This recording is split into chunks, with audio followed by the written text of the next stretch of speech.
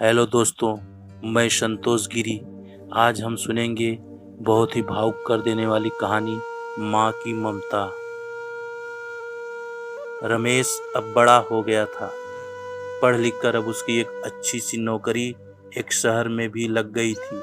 कुछ दिनों के बाद उसके माँ बाप ने उसकी शादी एक सुंदर और सुशील लड़की से करा दिया, जो कि वह भी नौकरी करती थी।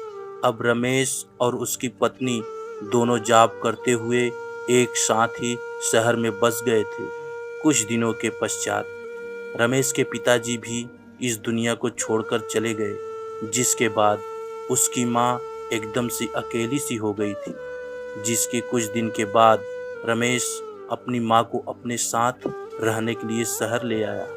शहर में आकर रमेश की माँ खुद को एकदम से अकेले पाती थी। इस तरह उन्हें भी अच्छा नहीं लगता था, लेकिन एक माँ अपने बेटे की हमेशा खुशी ही चाहती है। सो धीरे धीरे वह शहर में रहना भी सीख गई थी। लेकिन रमेश और उसकी पत्नी हमेशा अपनी माँ को समझाते रहते थे कि ऐसा मत करो, ये मत करो। मतलब कि वे अपने आगे माँ को गांव की एक तरह से गंवार ही समझते थे, लेकिन माँ का दिल तो हमेशा से अपने बच्चों के लिए बड़ा ही होता है। सो वे सभी बातें चुपचाप सुनकर हाँ में हाँ मिलाकर रह जाती थी। एक दिन की बात है, सुबह रमेश की पत्नी को ऑफिस जल्दी जाना था। सो वह सब कुछ जल्दी से तैयार करके रमेश का खाना पैक करके ऑफिस चली जाती है। फिर इसके बाद रमेश भी जल्दी जल्दी तैयार होकर ऑफिस निकल गया था। फिर कुछ समय के बाद रमेश की माँ ने देखा कि उसका बेटा तो खाने का लंच बॉक्स तो घर पर ही भूल गया है।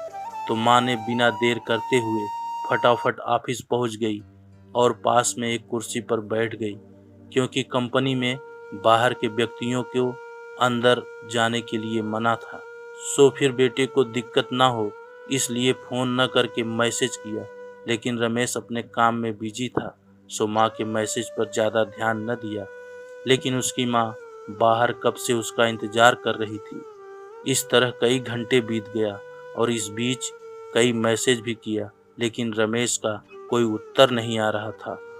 इस तरह रमेश की माँ को चिंता होने लगी थी। लेकिन रमेश अपनी माँ के कई मैसेज आने के बाद वह अंदर ही अंदर खूब गुस्सा होने लगा था। आज तो उसने तय कर लिया था कि आज घर जाकर माँ को खूब अच्छी तरह से समझा देगा कि यह उसका गांव नहीं है जो कुछ भी मनमानी करती रहेंगी। और इस तरह शाम हो गया। अब रमेश घर जाने के लिए कंपनी के बाहर निकला तो देखा उसकी माँ तो यहीं खड़ी है, जिसे देखकर उसका गुस्सा अब सातवें आसमान पर था और बिना कुछ पूछे ही अपनी माँ को डांट फटकारने लगा कि पहले तो घर में ही खाली बैठे बैठे मैसेज से परेशान करती रहती हैं, अब तो उसके कंपनी में भी आ गई हैं। आखिर उसका यह उनका गांव नहीं है जो मनमानी करती रहेंगी। यह सुनकर रमेश की माँ ने खाने का टिफिन रमेश की ओर आगे बढ़ा दिया, जिसे देखकर रमेश को अब समझते हुए देर न लगी कि वह अपना खाना भूल गया था, जिसे माँ ने उसे देने के लिए यहाँ आई थी। इसके बाद रमेश की माँ बोली, बेटा, भले ही तुम बड़े हो गए हो, बड़े शहर में रहने लगे हो, भले ही अच्छे बुरे की ज़्यादा समझ आ गई हो, लेकिन मेरे लिए आज भी मेरे कलेजे का टुकड़ा ही हो, जिसे मैंने बचपन से लेकर आज तक पालते हुए आ रही हूँ। रमेश की अब आंखें खुल चुकी थी कि आखिर उसकी माँ उसकी परवाह करते हुए खाना लेकर आई थी, जिसे वह बिना सोचे समझे अपनी माँ को ही डांटे जा रहा था। अब वह अपने किए हुए पर बहुत पछता रहा था, जिसे देखकर माँ ने उसे एक बार फिर से अपने गले लगा लिया। और इस तरह रमेश अब आगे से खुद को माँ के लिए बदल लिया था।